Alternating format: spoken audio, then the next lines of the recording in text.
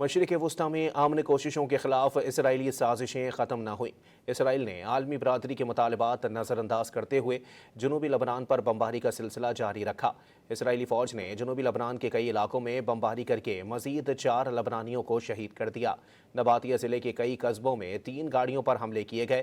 لبنانی حکام کے مطابق 2 مارچ سے جاری اسرائیلی حملوں میں شہداء کی تعداد 3826 ہو گئی، 11851 افراد زخمی ہوئے۔ مشرق وسطی میں امن کوششوں کے خلاف اسرائیلی سازشیں ختم نہ ہوئیں۔ اسرائیل نے عالمی برادری کے مطالبات نظر انداز کرتے ہوئے جنوبی لبنان پر بمباری کا سلسلہ جاری رکھا۔ اسرائیلی فوج نے جنوبی لبنان کے کئی علاقوں میں بمباری کر کے مزید 4 لبنانیوں کو شہید کر دیا۔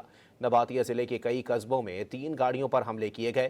لبنانی حکام کے مطابق 2 مارچ سے جاری اسرائیلی حملوں میں شہداء کی تعداد 3826 ہو گئی، 11851 افراد زخمی ہوئے۔